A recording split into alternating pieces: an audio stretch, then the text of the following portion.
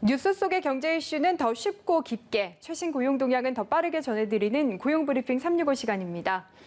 박상민 기자, 안녕하세요. 네, 안녕하십니까. 네, 오늘은 어떤 이슈인가요? 정기적으로 일정 금액을 내고 영화나 음악, 또 배송 서비스 등을 제공받는 구독 경제가 요즘 늘어나고 있습니다. 많은 분들이 적게는 1개, 또 많게는 3개에서 4개까지도 가입을 하고 있는데요. 박 아나운서, 어떤 상품들 몇 개나 가입했는지 공개할 수 있을까요? 제가 아까 이 질문 하실 줄 알고 세봤는데 네. 한 4-5개 정도 되더라고요. 많죠, 생각보다. 네. 저도 상당히 많은데 공개하진 않겠습니다. 뭐죠? 대부분 아마 비슷할 것 네. 같습니다. 한 서너 개 정도 될 텐데요. 코로나19 여파로 또 비대면 요즘 선호하시죠. 집콕 쪽까지 증가를 하면서 지난해 구독 경제 성장 아주 눈부셨습니다. 금감원에 따르면 세계 구독 경제 규모는 지난해 586조 원에 달했는데요. 국내 구독 경제 시장 규모도 2016년 26조 원에서 지난해만 40조 원까지 늘어난 것으로 추정하고 있습니다. 그만큼 우리 일상생활에서 이제 구독 경제가 아주 깊숙하게 자리 잡은 겁니다. 하지만 구독 경제 서비스 이용을 할 때 소비자 불만이 아주 많아지고 있습니다. 그래서 개선이 좀 필요해 보이는데요. 이번에 대책이 마련됐습니다. 오늘 이슈팩에서 알아보겠습니다. 네, 구독이 불가능한 상품이 없다라는 말이 나올 정도로 정말 다양한 서비스가 생겨나고 있는데 네. 이번에 말씀하신 소비자 보호가 강화된 구독 상품에는 어떤 것들이 포함되는 건가요? 금융위는 우선 이 구독 경제를 소비자가 정기적으로 일정 금액을 지불하면 공급자가 특정 상품이나 서비스를 제공하는 것으로 정의를 내렸습니다. 자, 이들은 고객 충성도를 확보해서 일정 기간 동안 무료 서비스를 제공한 뒤에 자동으로 구독 대금을 청구하는 방식을 주로 채택하고 있습니다. 이런 형태를 가진 서비스를 이용 중이라면 모두 포함된다고 보시면 됩니다. 네, 구독 경제 서비스 종류가 워낙 다양해졌고 이용자도 많아진 만큼 잡음도 많았는데 실제로 어떤 사례들이 우선적으로 꼽혔습니까? 무료에 취약하죠, 저희가. 일단 한 달 무료라는 안내 보시면 한 달 정도 한번 괜찮으면 써볼까? 나중에 판단을 해보지라는 마음으로 일단은 신청하시는 분들 아마 상당히 많을 겁니다. 금융위에 따르면 이런 구독 경제 이용 시에 무료 가입을 유도한 이후 소비자에게 유료로 전환이 됐습니다라는 일정을 명확히 알리지 않는 경우가 가장 많다고 합니다. 실제 소비자원의 조사를 봐도요. 무료 이용 기간 제공 후에 유료로 전환하는 구독 경제 앱 26개 가운데 유료 전환 예정임을 고지하는 앱 단 2개에 불과한 것으로 나타났습니다. 24개는 알리지 않는다는 거죠. 여기에 알린다고 하더라도 단순히 이메일 통지 등 아주 알아보기 어려운 방식으로 안내하는 곳들이 많았습니다.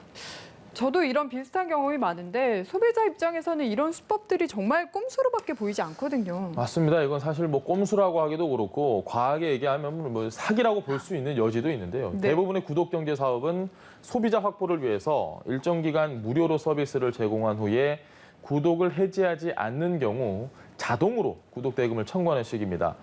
그러니까 한 달 무료 서비스 제공을 해놓고 깜빡 잊고 내가 구독을 해지하지 않았다. 그러면 당신은 구독을 하는 걸로 간주해서 자동으로 결제가 되는 겁니다. 이러다 보니까 호기심에 그냥 무심코 한번 무료 체험으로 가입을 했다가 이후에 이 구독경제 앱에 로그인조차 하지 않았음에도 불구하고 유료 전환 통보 한 번 없이 5년 동안 결제 금액이 청구된 경우도 있었다고 합니다. 네, 아마 지금 고용브리핑 보고 계신 분들이 맞아, 나도 저런 경험 있어 하고 다들 네. 고개를 끄덕이고 계실 것 같은데요. 그렇다면 어떤 개선책들 마련됐습니까? 아마 기존에 이런 무료 할인 이벤트 끝나서 나는 하지 않겠다라고 간단하게 얘기를 할 수 있는 경우가 없었던 분들 많으실 겁니다. 대금이 청구된다는 사실을 안내하지 않거나 또 서비스 해지하려면 전화를 몇 번을 하고 연결도 안 되고 아주 복잡한 절차를 요구하는 시기였는데요. 네. 앞으로 이런 식의 꼼수 부리기 어려워졌습니다.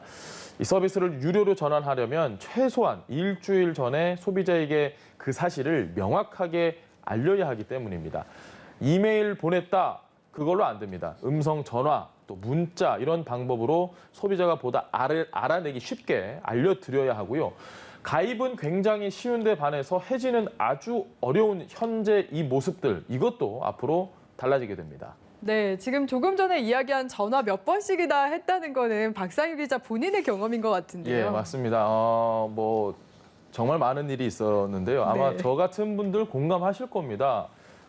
특정 앱 정기 결제 해지할 때 설정에서 내 정보 들어가서 구매 정보 확인하고 또 이용권 관리 목록 들어가서 비밀번호 입력하고 그 뒤에도 수차례 과정을 더 거치는 이런 복잡한 절차를 요구를 했습니다. 가입할 땐 클릭 한 번으로 되는데 이걸 해지하려면 하루 종일 걸립니다.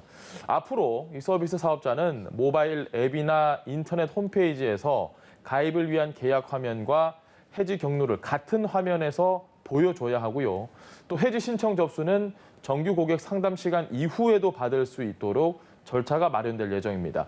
그리고 혹시나 이 유료 결제를 내가 뒤늦게 알았을 때 환불 문제 역시 소비자들의 선택의 폭 아주 넓어졌습니다. 네. 그리고 한 가지 더 지적을 하고 싶은 게 보통 유료 결제가 된 이후에 환불을 신청을 해도 재결제 시점까지는 사용을 계속 하도록 하는 경우가 많더라고요. 맞습니다. 이 일부의 그 스포츠 유료 채널 같은 경우도 그런 경우들을 제가 직접 경험을 하기도 네. 했고요. 이용 내역이 딱 한 번이라도 있으면 그게 한 달치 요금이 부과되거나 아니면 아예 환불조차 해주지 않는 사례가 상당히 많습니다. 앞으로는 고객이 정기 결제를 해지할 때는 이 이용 일수나 이용 회차에 해당하는 금액을 빼고 환급을 해줘야 합니다.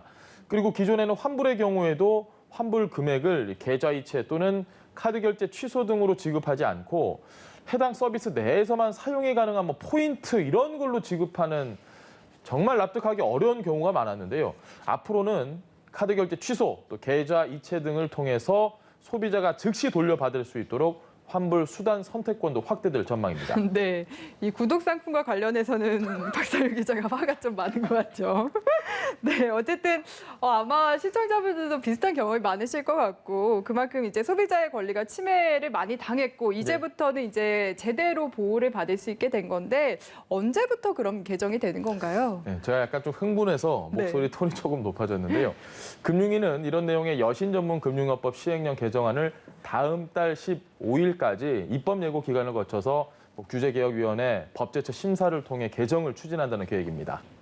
네, 다음은 유용한 경제 용어만을 쏙쏙 골라 소개하는 뉴워드 시간이죠. 오늘은 어떤 단어인가요? 네, 오늘 주제에 딱 어울리는 단어를 골라봤습니다. 다크 넛지, 이 옆구리를 슬쩍 찌른다는 뜻의 넛지와 어둠을 뜻하는 의미의 다크가 결합한 신조어입니다. 기업들이 이익을 취하기 위해서 이 소비자의 옆구리를 찌르듯 비합리적 구매를 유도하는 기업의 상수를 의미하는 용어입니다. 여기에 옆구리를 슬쩍 찌른다는 뜻의 넛지는 강요에 의하지 않고 유연하게 개입함으로써 선택을 유도하는 방법을 의미하는데요. 하지만 여기에 다크가 붙음으로써 유도가 긍정적인 방향이 아니라 소비자들이 번복하기 귀찮아하는 점을 교묘하게 이용해서 비합리적인 소비를 하도록 유도하는 겁니다. 앞서 구독경제 이용 시에 소비자들의 불만을 샀던 내용도 바로 여기에 속합니다.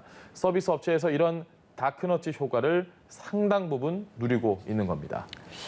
자세히 들여다보지 않아도 우리 일상 속에서 이런 기업들의 다크너치 상술에 휘말리는 경우가 꽤 자주 있는 것 같아요. 온라인 쇼핑몰 얘기하면 아마 공감하시는 분들 상당히 많을 텐데요. 최저라고 해서 클릭을 해보니까 결제하려고 하면 갑자기 금액이 확 뜁니다. 옵션, 뭐에 추가 비용 붙으면서 가격 많이 뛰죠. 소비자가 또 시간 들여서 어떻게 최저가 찾아서 결제하려고 하면 추가 비용 생기는 것도 바로 이 다크너치의 대표적인 사례입니다. 온라인에서 다크너치가 가장 많이 발생하는 서비스는 원래 음원 사이트였는데 최근에는 이 음원 사이트와 유사한 방식으로 결제를 유도하는 게임 사이트나 결제 마지막 페이지로 이동하면 초기에 표기되었던 가격보다 높은 금액을 결제해야 하는 공유 숙박 사이트 등이 새로운 다크너치로 떠오르고 있습니다. 네, 갈수록 정교해지는 다크너츠에 맞서 소비자로서의 현명한 대처 능력이 더 필요해졌는데요. 혹시나 나도 모르는 사이 빠져나가는 유료 자동 결제가 있지는 않나 한 번 더 확인해 보는 건 어떨까 싶습니다.